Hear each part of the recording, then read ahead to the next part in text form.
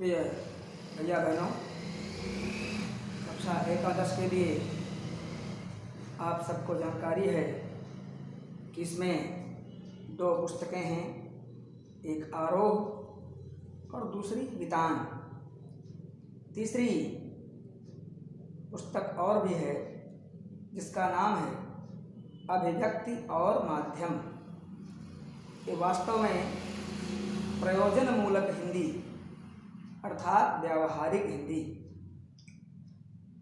जो पुस्तक में दिए गए पाठ हैं वह आप तब तक पढ़ते हैं जब तक आप कक्षा एकादश के, इसके बाद द्वादश के या अगली कक्षाओं में विद्यार्थी रहेंगे। परंतु कुछ हिंदी ऐसी होती है जो आपकी शिक्षा समाप्त होने के बाद किसी भी प्रकार का जीवन आप अपनाते हैं, आप व्यापारी बनते हैं, आप किसान बनते हैं, आप अध्यापक होते हैं, आप कोई कलाकार बनते हैं, परंतु उस हिंदी का सामना आपको सदैव अपने जीवन में करना पड़ता है। उसे हम कहते हैं व्यावहारिक हिंदी। जैसे आपके घर में बिजली लगी हुई है, गांव में ट्रांसफार्मर है, परीक्षाएं चल रही हैं, अचानक ट्रांसफार्मर जल जाता है, आप बार बार दौड़ते हैं अधिकारी के पास कि नया ट्रांसफार्मर लगवा दीजिए, तो वो कहता है ठीक है, आप एक प्रार्थना पत्र लिख कर दे दीजिए। अब वो प्रार्थना पत्र तो आपको लिखना पड़ेगा। ऐसे ही आपके गांव में वर्षा से पहले बीमारियों ने दस्तक दे दिया, क्योंकि किसान होते हैं, पशुपालक होते हैं, तो जब आप ब्लॉक पर जाते हैं, आप पशु चिकित्सालय में जाते हैं और वहाँ अपनी बात कहते हैं, तो वहाँ के अधिकारी कहते हैं कि आप एक प्रार्थना पत्र दे दीजिए जिससे हमारे आदमी जाकर और गांव में जितने भी पशु हैं सबको टीका लगा देंगे और बीमारी फिर नहीं होने पाएगी। तो ये क्या हो गया? यही प्रयोजन मूलक हिंदी है।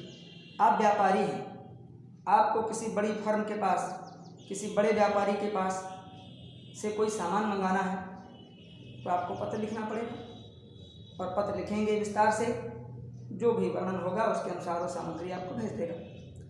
यह व्यवहारिक हिंदी है। इसके अलावा और भी जो कार्यालयों से जुड़े लोग होते हैं वो विभिन्न प्रकार से उनको कार्य करने पड़ते हैं। कभी किसी कार्यक्रम का आयोजन करना है तो उसकी सूचना देनी होती है, कभी कोई कार्यक्रम संपन्न हो जाता है तो उसका संक्षेप, उसका सारांश बनाना पड़ता है, लोगों को भेजना पड़ता है, अपने यहाँ उसकी प्रति रखनी पड़ती है कि हमारे यहाँ इस तारीख में एक कार्यक्रम संपन्न हुआ, इतने लोग उसमें आए, इन बातों पर विचार हुआ। यही सब प्रयोजन मूलक हिंदी है। दूसरी बात, आप सबके घर में टेलीविज़न लगा हुआ है। आप जैसे ही दूरदर्शन का चैनल खोलते हैं, आज तक खोलते हैं, एबीपी न्यूज़ खोलते हैं, इंडिया न्यूज़ खोलते हैं, तो वहाँ आपको विभिन्न समाचार वाचक समाचार पढ़ते हुए दिखाई पड़ते हैं। उनके अपने आदमी होते हैं जो जगह जगह पर उपस्थित होते हैं और वहाँ समाचार भेजते हैं, संबंधित चित्र भी आपको दिखाते हैं। ये सब क्या है? तो ये सब चीज़ की जानकारी भी हमारे जीवन में बहुत आवश्यक है। तो जो तीसरी पुस्तक है अभिव्यक्ति और माध्यम, उसमें इन सब के बारे में बताया गया है। ध्यान देने की बात है कि यह ऐसी पुस्तक है जो एकादश और द्वादश दोनों कक्षाओं में चलेगी। उसमें जो पाठ दिए हैं उन पाठों के नीचे लिखा हुआ है कि कौन कौन से पाठ एकादश में पढ़ाए जाएंगे और कौन कौन से पाठ द्वादश में पढ़ाए जाएंगे। अगर एक बार वो पुस्तक आप ले लेते हैं तो विस्तार से आपको पढ़ने में सुविधा भी होगी। हम तो यहाँ से जो भी आवश्यक होगा कार्य कराएंगे, परंतु और विस्तार से बीच बीच से आपको प्रश्न बनाने में, समझने में अधिक सुविधा होगी और वही पुस्तक आपकी द्वादश में भी चल जाएगी। ये हो गई बात। अब आज का हमने जो बिंदु लिया है उस पुस्तक से वो है संचार। तो सबसे पहले इस पर हम विचार करेंगे कि संचार है क्या, संचार किसे कहते हैं और इसका हमारे जीवन में क्या महत्व है। क्योंकि प्रायः ये हमारी आदत होती है, हमें सबकी आदत होती है कि जो चीज़ हमारे लिए लाभकारी होती है हम उसी को स्वीकार करना चाहते हैं। तो संचार भी हमारे लिए आवश्यक है। किस प्रकार से आवश्यक है और संचार क्या है? तो संचार जो शब्द है ये मूल रूप से बना है चर धातु से।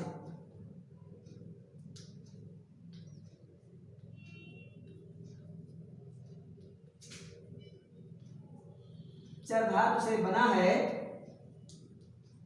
जिसका अर्थ होता है चलना। जैसे मैं इस समय कक्ष में खड़ा हूं, अगर मैं यहां से चलकर बाहर चला जाऊं तो ये कहा जा सकता है कि मैंने संचार किया। अगर आप अपने किसी मित्र से आमने सामने बैठकर बात कर रहे हैं तो वहाँ भी संचार होता है। किसका संचार होता है? विचारों का संचार होता है, शब्दों का संचार होता है। आप अपनी बात उससे कहते हैं और वह अपनी बात आपसे कहता है। बहुत आवश्यक है। आपने आजकल आप देख रहे होंगे कि कोरोना वायरस बहुत जोरों से काम कर रहा है अपना। इसमें कुछ लोग ऐसे होते हैं जो इससे प्रभावित होते हैं, उनको क्वारंटीन कर दिया जाता है, यानी घर के अंदर ही उनको एकांतवास दे देते हैं कि आप किसी से मिलेंगे नहीं, किसी से बात नहीं करेंगे। आजकल तो मोबाइल का ज़माना है, लोग मोबाइल रखे रहते हैं, जब भी उगते हैं तो बात कर लेते हैं। लेकिन सोचिए कि जब मोबाइल नहीं था उस समय अगर ये समस्या आई होती और इस प्रकार से किसी को एकांतवास में डाल दिया जाए कि कोई आपसे बात नहीं करेगा, कोई मिलेगा नहीं, आप किसी से नहीं मिलेंगे, तो उसकी क्या दशा होगी। ये मानव का स्वभाव है कि वो बिना अपनी बात किसी से कहे रह ही नहीं सकता। संचार जो है ये जीवन की आवश्यकता है। प्रसिद्ध संचार शास्त्री गिलबर्ट श्रैम ने कहा है कि संचार जीवन की निशानी है। आदमी जीवित है, इस बात की निशानी है संचार। जब तक जीवित है कुछ न कुछ करता रहेगा, और जब प्राणवायु निकल जाएगी, आदमी मृत हो जाएगा, तभी उसके हाथ पैर दिमाग ज्ञानेंद्रियां सब काम करना बंद कर देंगी। उस समय संचार अवरुद्ध हो जाएगा, बंद हो जाएगा। तो पहली बात तो चर धातु से बना, जिसका अर्थ होता है चलना, अर्थात कोई सूचना, कोई प्राणी, कोई विचार जब एक स्थान से दूसरे स्थान तक जाता है तो हम कहते हैं कि वह संचार कर रहा है। हम आपस में बात करते हैं, संचार करते हैं। एक छोटा सा बच्चा जो 3-4 महीने का है, बोल नहीं सकता, माँ ने उसको पलंग पर लिटा दिया और अपने घर के कामों में व्यस्त हो गई। 1-2 घंटे बाद बच्चा अचानक रोने लगता है। माँ दौड़ती है, देखती है कहीं कुछ भी नहीं है, कोई कीड़ा नहीं है, कुछ भी नहीं, परंतु वह समझ जाती है कि इसे भूख लगी होगी। अर्थात वह बच्चा भी नहीं बोल सकता तो रोने के माध्यम से अपनी भावनाएं अपनी माँ तक पहुँचा देता है। अर्थात वह भी अपनी माँ से संचार करता है। इसलिए जब से कोई व्यक्ति जन्म लेता है और जब तक उसका जीवन समाप्त नहीं होता, वो संचार करता रहता है। संचार उसके जीवन से जुड़ा रहता है। ये संचार का महत्व है हमारे जीवन में। अब आगे बात आती है कि संचार के स्रोत क्या हैं, यानी संचार के तत्व क्या हैं। अब यहाँ आगे बात लिखेंगे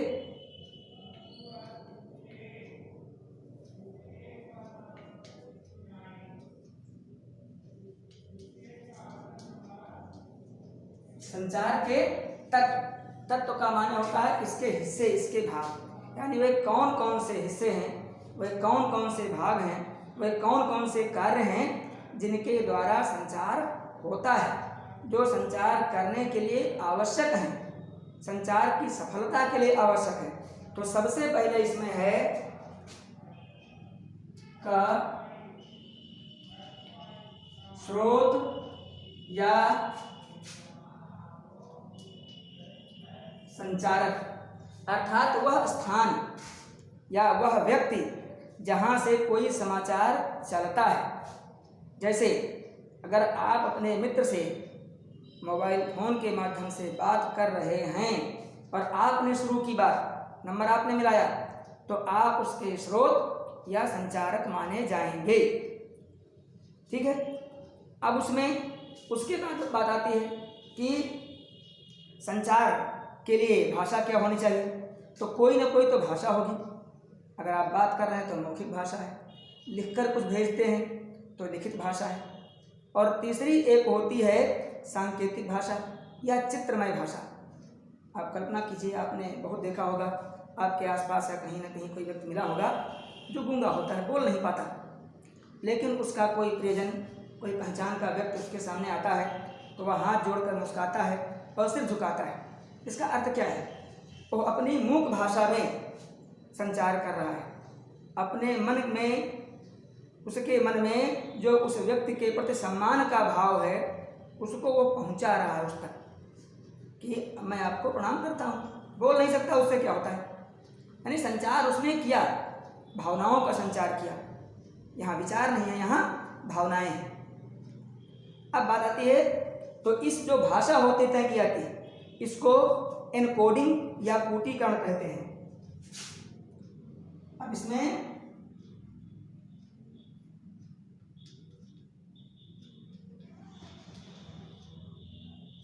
एनकोडिंग या कूटीकरण अर्थात संचार की भाषा तय करनी पड़ती है, और इस हिसाब से तय होती है कि जिसके पास हम संचार कर रहे हैं, जहाँ तक अपनी बात भेज रहे हैं, वो उसको समझ में आ जाए। एक कल्पना करिए, आपके गांव में या आपके घर में कोई शादी है, मान लीजिए आपकी बहन की शादी, दूसरे गांव से बारात आनी है, इधर से बारात आनी है और यहाँ से ये दो रास्ते हो जाते हैं। यहाँ आपका गांव है और मान लीजिए ये प्राथमिक विद्यालय है और यहाँ जूनियर हाई स्कूल है।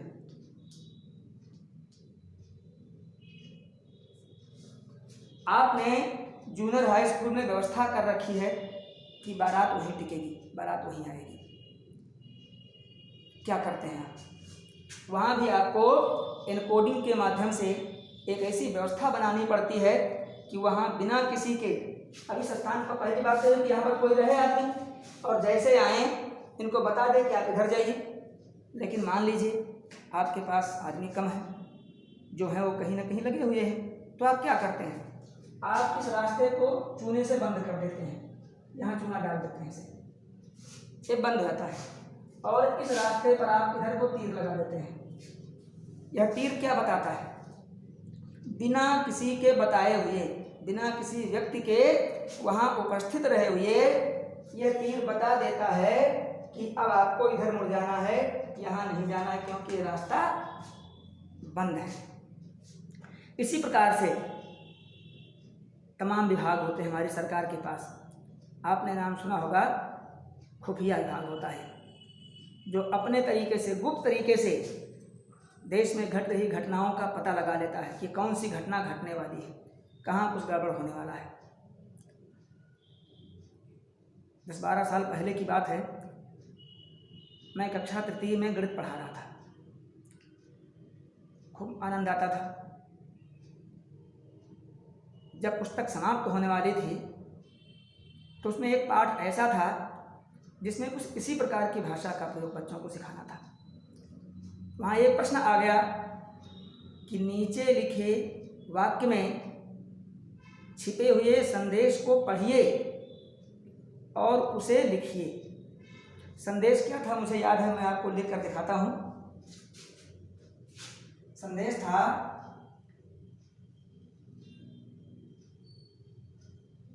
चतु चमन चकी चस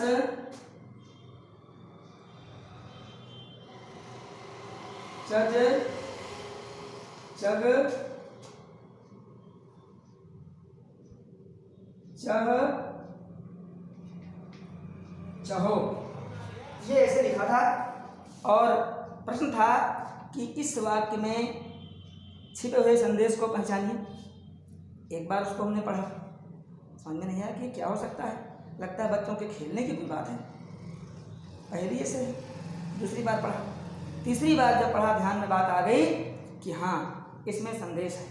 भैया बहनों आप लोग ध्यान देखें, संदेश में क्या छिपा है, इसमें जितने च हैं ये सब काट दिए हैं।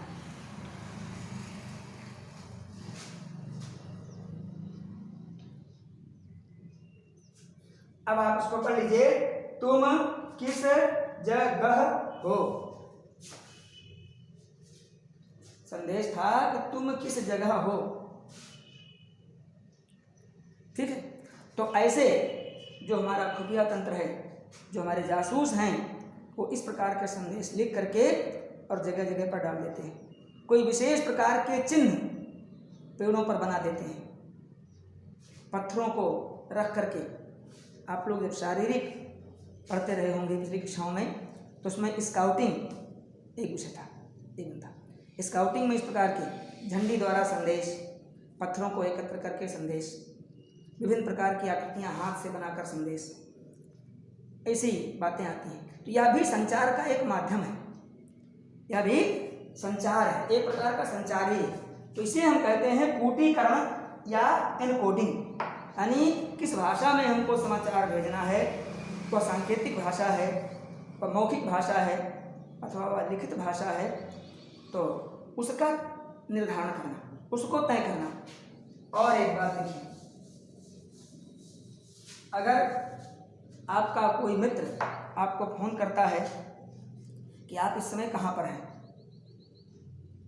लेकिन आप इस प्रकार से व्यस्त हैं, आप ऐसी जगह पर हैं जहाँ उसको फोन से बात करके जवाब नहीं दे सकते, और आपने एक चित्र ऐसे बना दिया,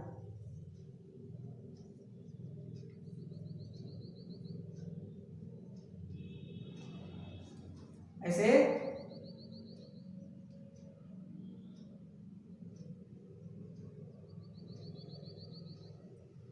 ऐसे कर दिया, तो और यहाँ पर एक निशान ऐसे बना दिया, और इसको बना करके अपने मोबाइल में और उसके पास भेज दिया। तो इसको देख करके वो समझ जाएगा कि निश्चय ही मेरा मित्र किसी डॉक्टर के पास बैठा है, क्योंकि एक गले में पड़ा हुआ स्टेथोस्कोप और एक धन का निशान, ये बताता है कि यह डॉक्टर की क्लिनिक है, किसी डॉक्टर की दुकान है।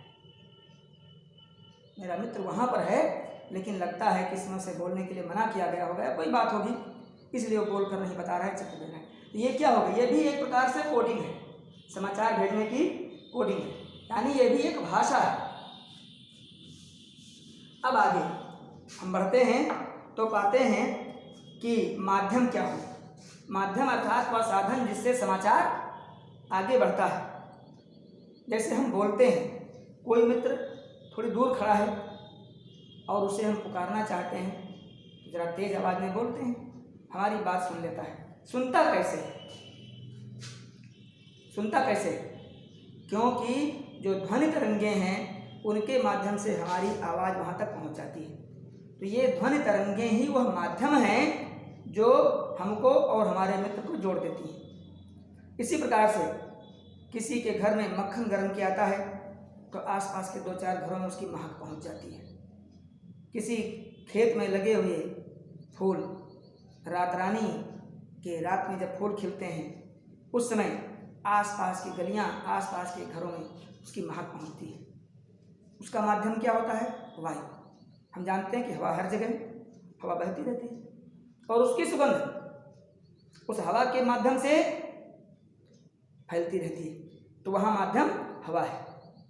हम जो पुकारते हैं मित्र को, यहाँ माध्यम ध्वनि तरंगे हैं और वहाँ वायु तरंगे हैं। तो ये हो गया माध्यम। आजकल क्या है? और संचार है। अब ये तो प्राकृतिक माध्यम हो गए, लेकिन आजकल माध्यम क्या है? आप इंटरनेट का प्रयोग करते हैं, इलेक्ट्रॉनिक माध्यम है, मोबाइल से बात करते हैं, इलेक्ट्रॉनिक माध्यम है। तो ज्यों ज्यों दुनिया आगे बढ़ रही है, नई नई खोजें हो रही हैं, नए नए तरीके निकल रहे हैं। अब इसके बाद अगली बात आती है कि प्राप्तकर्ता, रिसीवर, यानी जिसके पास आप संदेश भेजते हैं वो। तो जो भाषा आपने प्रयोग की है उसका जानकार उसे भी होना चाहिए। आपने संदेश भेजा, उसने प्राप्त कर लिया, सुन लिया, लेकिन सबसे अंत में बात आती है फीडबैक।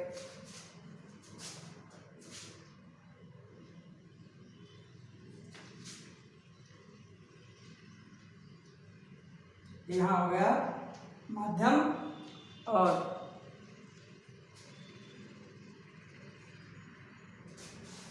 ये खा है और यहाँ गा है और घा है,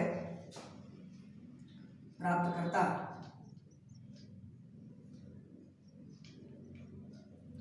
यानी जो जिसके पास हम समाचार भेज रहे हैं वहां तक हमारा समाचार ठीक से पहुंचा कि नहीं पहुंचा, ये प्राप्त करता है। पहुंच गया समाचार। अब इसके बाद में आपको कैसे पता चला कि जो हमने कहा वो ठीक से उसने समझ लिया है? इसके लिए अलग से एक है और वह है पृष्ठपोषण या फीडबैक। जब आप मोबाइल से बात करते हैं, यदि आपकी कोई बात, कोई शब्द आपके मित्र को सुनाई नहीं पड़ता तो कहता है कि भैया आवाज़ नहीं आ रही है। लेकिन तो क्यों ऐसा होता है? तो माध्यम की कोई ना कोई गड़बड़ी होती है, वो समस्या माध्यम की होती है, उसको ठीक किया जाता है। कक्षा में आचार्य जी पढ़ाते हैं और पढ़ाने के बाद अंत में उस विषय पर जो आज पढ़ाया गया है एक दो प्रश्न कर देते हैं, छोटे छोटे, दो चार भैया बहनों से पूछ लेते हैं। क्यों ऐसा करते हैं? इससे एक ज्ञात होता है कि जो कुछ भी आज आपके सम्मुख रखा गया उसमें से आपने कितना समझा, केवल सुना ही नहीं, उसे कितना ग्रहण किया है। यदि कहीं कमी होती है, अपेक्षित परिणाम नहीं दिखाई पड़ता, तो एक बार फिर से दोहराया जाता है। कभी कभी कुछ भैया बहन कहते हैं कि आचार्य जी आप यहाँ से यहाँ तक फिर से समझा दीजिए, पूरी बात हमको समझ में नहीं आई है, यहाँ कुछ कठिनाई है, तो उसको फिर से बताता है। तो जो पृष्ठपोषण है यानी फीडबैक है, यह हमको बताता है कि जो संचार हमने किया है, जो विषय वस्तु आप तक पहुँचाई है, उसकी सफलता कितने प्रतिशत है। क्योंकि अगर ढक्कन बंद है घड़े का और रात भर नल चलाते रहे अंधेरे में, तो एक बूंद पानी उसमें नहीं जाएगा, तो पानी उसमें भरना चाहिए। अगर संचार हुआ है तो प्राप्तकर्ता के पास जब तक वो ठीक प्रकार से न पहुंच जाए, प्राप्तकर्ता उसे ठीक प्रकार से न समझ ले और अपनी प्रतिक्रिया उस पर न बता दे कि हाँ हमको एक ठीक प्रकार समझ में आ गया, तब तक वो संचार पूर्ण नहीं माना जाता। ये उसका सिद्धांत है। इसलिए संचार, आपने देखा कि संचार हमारे जीवन से जुड़ी हुई बड़ी अनिवार्य प्रक्रिया है। जन्म से लेकर मृत्यु पर्यंत तक हम सभी संचार करते रहते हैं। हम किसी रूप में हो, हम बोल सकते हैं या नहीं बोल सकते हैं, हम बहुत कम उम्र के हैं या हम वृद्ध हैं, हम किसान हैं अथवा हम व्यापारी हैं या कहीं नौकरी पेशा हैं, कोई भी काम कर रहे हैं, किसी उम्र के हैं, किसी जाति के हैं, किसी धर्म के हैं, शिक्षित हैं, अशिक्षित हैं, हर प्रकार से संचार हम अवश्य करते हैं। बिना संचार के तो हम जी ही नहीं सकते। संचार जीवन है।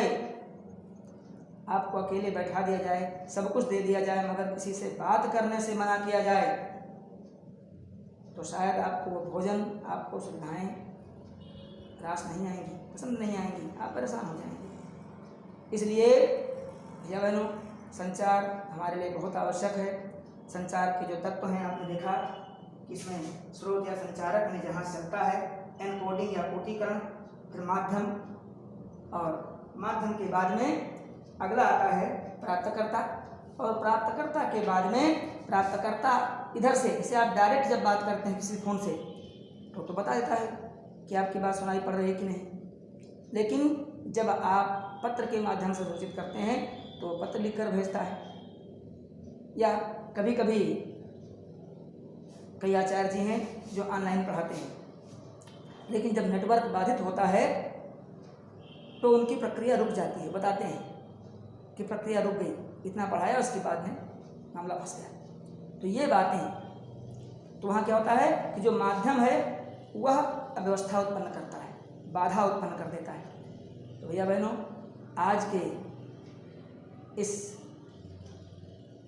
अध्याय में हमने एक छोटा सा बिंदु लिया, संचार। अब इसके आगे संचार के प्रकार बताए जाएंगे, संचार कितने प्रकार से होता है और इसके अंदर कौन कौन सी बातें हैं, अगले वीडियो में होगा।